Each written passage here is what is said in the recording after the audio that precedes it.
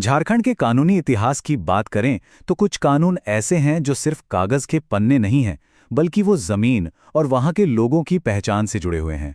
आज हम बात करने वाले हैं उन्हीं काश्तकारी अधिनियमों की जो इस राज्य की नींव का एक बहुत ही जरूरी हिस्सा हैं। देखिए, ये कानून रातों रात नहीं बने। ये उन बड़े बड़े संघर्षों का नतीजा है जो जमीन के हक के लिए लड़े गए। सोचिए, 1855 के संथाल विद्रोह से लेकर बिरसा मुंडा के उलगुलान तक हर एक आंदोलन ने इन कानूनों के लिए जमीन तैयार की। तो सवाल ये उठता है कि आखिर इन कानूनों की जरूरत पड़ी क्यों? इन अधिनियमों की कहानी शुरू होती है एक बड़े असंतोष और उन ऐतिहासिक आदिवासी विद्रोहों से, जिनका एक ही मकसद था, अपनी जमीन को छीनने से बचाना। उस दौर में हुआ ये कि आदिवासी समुदायों की जमीनें एक सोची समझी साजिश के तहत उनसे छीनी जा रही थीं। कभी कर्ज के नाम पर तो कभी अजीब अजीब राजस्व नियमों के बहाने। ये सिर्फ जमीन का छीनना नहीं था, ये उनकी पूरी संस्कृति और जीने के तरीके पर हमला था। और इसी ऐतिहासिक संघर्ष के जवाब में दो बहुत ही मजबूत कानून बनाए गए। ये कानून एक ढाल की तरह काम करते हैं। आदिवासी भूमि अधिकारों के लिए एक विधायी ढाल सीएनटी और एसपीटी अधिनियम। अब इन कानूनों को ठीक से समझने के लिए कुछ शब्दों को जानना बहुत जरूरी है। सबसे पहला और सबसे जरूरी शब्द है रैयत।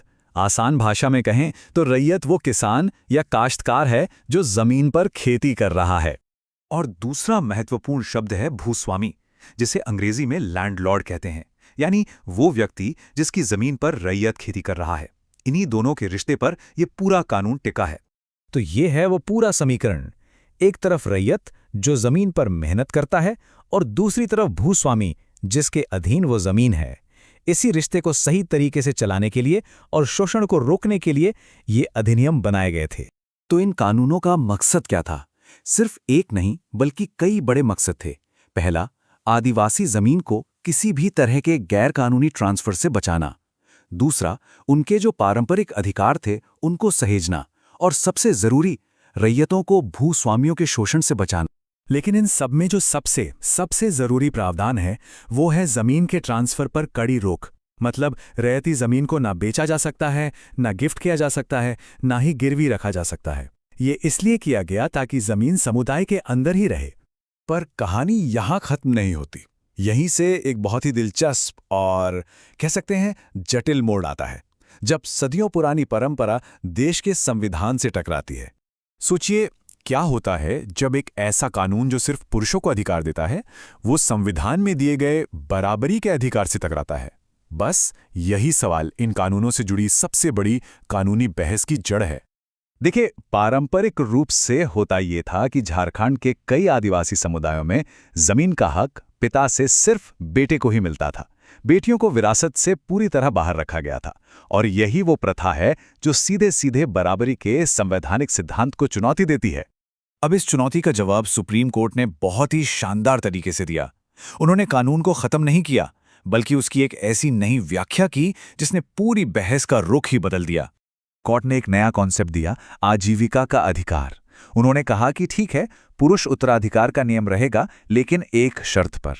अगर उस परिवार की महिलाएं अपनी आजीविका के लिए उस जमीन पर निर्भर हैं, तो उन्हें उस पर रहने का पूरा हक है।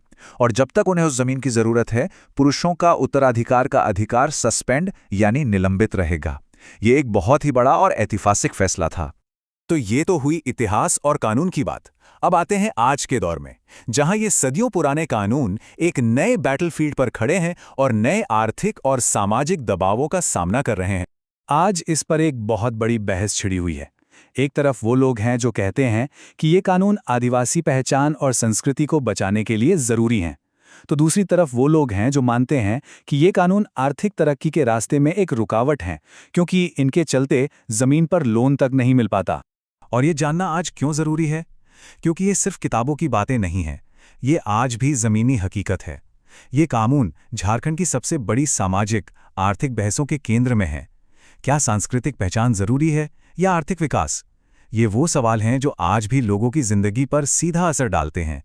तो आखिर में सवाल यही बचता है कि कैसे एक समुदाय अपनी जड़ों को, अपनी पहचान को बचाए रखे और साथ ही विकास की दौड़ में भी शामिल हो।